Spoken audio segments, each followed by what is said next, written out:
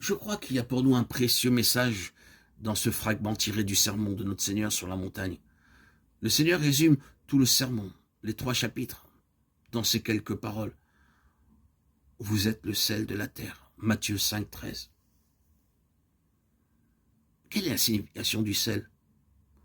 Tout d'abord, il est ajouté pour donner du goût. En chaque pays, les êtres humains aiment saler leur nourriture.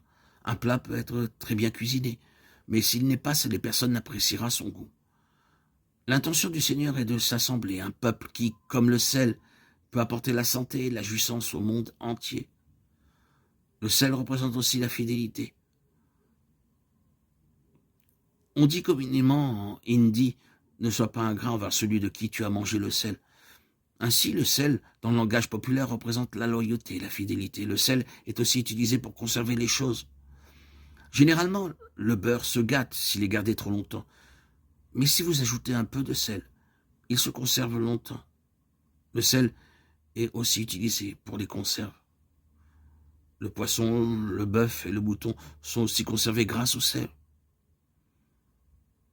Ainsi, le sel représente quelque chose qui préserve les choses longtemps. Le sel représente aussi une amitié qui demeure. Dans 2 Chroniques 13.5, nous lisons une alliance de sel. La notation marginale rend ceci, une alliance perpétuelle d'amitié. Toute viande dans l'Ancien Testament était offerte avec du sel. Lévitique 2.13, Marc 9.49, 50. Ainsi, le sel représente la vie éternelle et la fidélité dans l'amour et l'amitié. Tout ceci nous aide à comprendre pourquoi le Seigneur Jésus dit à ses disciples, « Vous êtes le sel de la terre. Comme le Père m'a envoyé, moi aussi je vous envoie. » Jean 20, 21.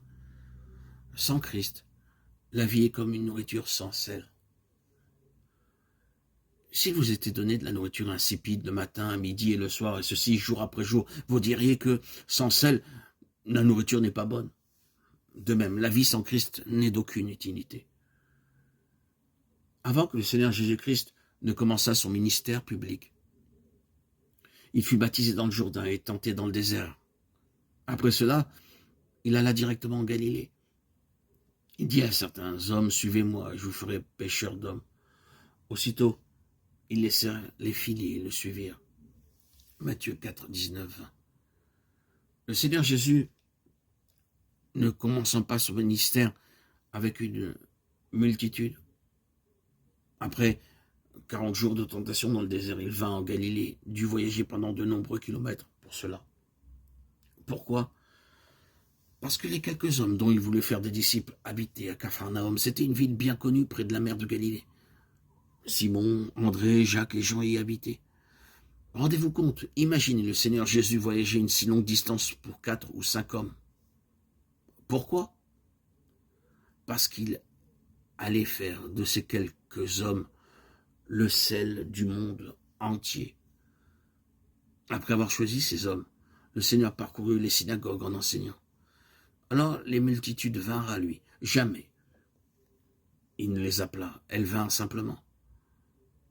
Comme elles voyaient la puissance et l'autorité se manifester à travers lui, elles s'attroupèrent autour de lui. Elles venaient à lui pour recevoir guérison et délivrance. Elles venaient de toutes les classes de la société, de la Galilée, de la Décapole, Jérusalem, la Judée et l'au-delà du Jourdain.